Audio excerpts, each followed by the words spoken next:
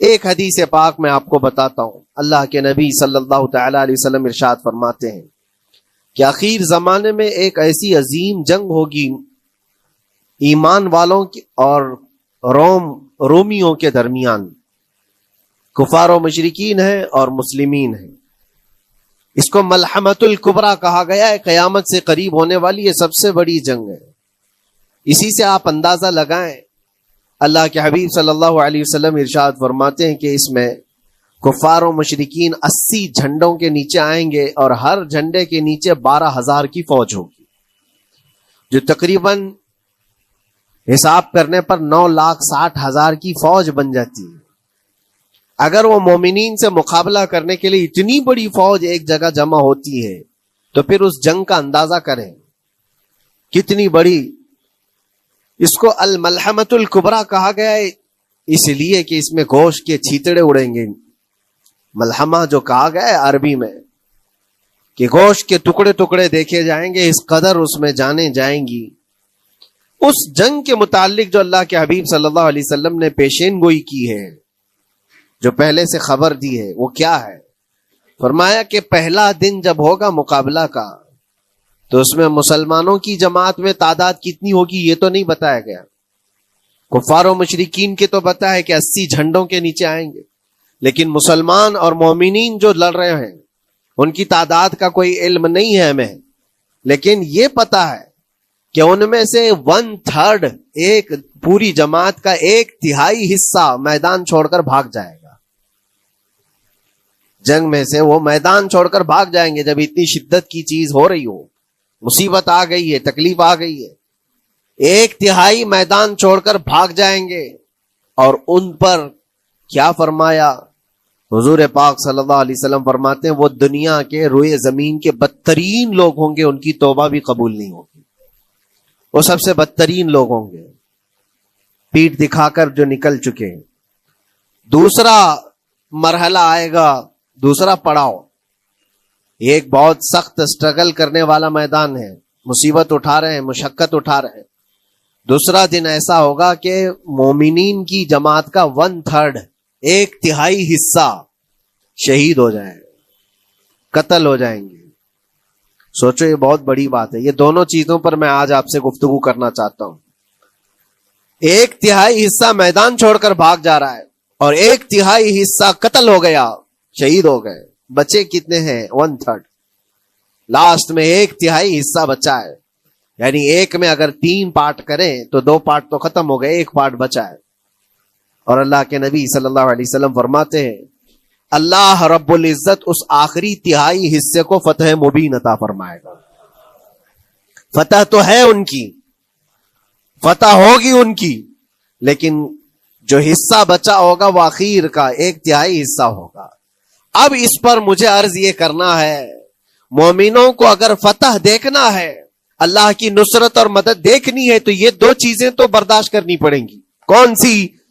پہلی چیز اپنوں کا چھوڑ کر بھاگ جانا، اور دوسرا اپنوں کا اپنے سامنے مر جانا. یہ دونوں چیزیں ہمیں دیکھنا پڑے گا. بہت سارے ایسے ہوں گے جو چھوڑ کر جا چکے ہوں گے، دامن چھڑا رہے ہوں گے، بھاگ چکے ہوں گے، اور کچھ وہ ہوں گے جو لڑتے لڑتے اپنی جان دے چکے ہوں گے. یہ دونوں بھی بہت سخت مسئلے ہیں میرے عزیزو. انسان کو یہ پگھلا دیتی ہیں چیزیں. اگر آپ کو ایسا لگے کہ میرے اپنے جاننے والے لوگوں میں سے کچھ لوگ مجھے چھوڑ کر بھاگ جا رہے ہیں تو یہی انسان ٹوٹ جاتا ہے، اس کے دل کی کیفیت بدلنے لگ جاتی ہے. وہ پھر مایوسی کا شکار ہونے لگتا ہے. میری جماعت میں 100 لوگ تھے، 90 تو بھاگ رہے ہیں، 10 کیا کریں گے؟ اس کا اندر سے جو عزم تھا، حوصلہ تھا، وہ ڈاواں ڈول ہونے لگ جاتا ہے. اپنوں کا چھوڑنا یہ بہت بڑی آزمائش ہوتی ہے. وہ کسی بھی میدان میں آپ دیکھ لیں، کسی بھی میدان میں اپنے لوگ اگر چھوڑ دیتے ہیں تو یہ اس کے لیے آزمائش ہے بہت بڑی. اور دوسری آزمائش تو یہ ہے، بچے آدھے تھے اس میں سے تو آدھے انتقال کر گئے. کبھی میرا عزیز دوست، کبھی میرا عزیز مشورہ دینے والا مشیر، کبھی بہت زیادہ مجھے سپورٹ کرنے والا، ایسے لوگ جب انتقال کرنے لگ جائیں تب پھر آدمی پھر ٹوٹ جاتا ہے. کچھ تو بھاگ گئے اور کچھ تو قتل ہو گئے. میں کیا کروں گا؟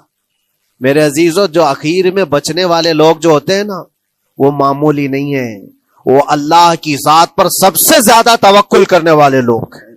ان کو کوئی چیز ہٹا نہیں سکتی، اپنوں کی بے وفائی بھی ان کے قدموں میں لرزہ نہیں لاتی، اور اپنوں کا انتقال ہو جانا بھی ان کے حوصلوں کو نہیں توڑتا. تبھی جا کر کے اللہ تعالیٰ انہیں فتح مبین عطا فرماتا ہے. اور یہ چیز ملحمت الکبریٰ میں دیکھی جانے والی تھی جو قیامت کے قریب ہونے والی جنگ ہے. لیکن میرے عزیزوں آج ہم نے اپنی آنکھوں سے یہ مشاہدہ کیا ہے غزہ کی سرزمین پر، فلسطین میں 15 مہینے کے بعد آج صہیونی حکومتیں اور یہودی غاصب حکومتیں صلح کرنے پر اور ایگریمنٹ کرنے پر مجبور ہو گئی. دنیا ان کے منہ پر تھوک رہی ہے. تم 50,000 سے زیادہ لوگوں کو قتل کر کے صرف 200 لوگوں کو چھڑانے کے لیے آج بھی فتح کا جشن منا نہیں پا رہے ہو، بلکہ پھر جھک کر کے ان کے ساتھ معاہدہ ایگریمنٹ کرنے پر مجبور ہو. یہ فتح ان بچوں کی نہیں ہے تو اور کیا ہے، ان مظلوموں کی نہیں ہے تو اور کیا ہے، جن کے پاس کھانے کو روٹی نہیں ہے اور پہننے کو کپڑے تک نہیں رہ گئے، ان کے علاج معالجے کے لیے دوائیاں نہیں رہ گئی، لیکن عزم اور حوصلہ ایسا ہے کہ اللہ ابھی ہمارے ساتھ. میرے عزیزوں ان کے توکل اور ان کے عزم کے متعلق یہ صرف اور صرف اخبار کی باتیں نہیں ہیں، سوشل میڈیا کی باتیں نہیں ہیں. مخبر صادق رسول کریم صلی اللہ علیہ وسلم نے 1400 سال پہلے ہی بشارت دی تھی. اللہ کے نبی صلی اللہ علیہ وسلم فرماتے ہیں کہ دمشق کے ابواب یا پھر بیت المقدس کے آس پاس رہنے والوں میں ایک جماعت ہمیشہ قیامت تک ایسی رہے گی جو حق کے لیے لڑتی رہے گی.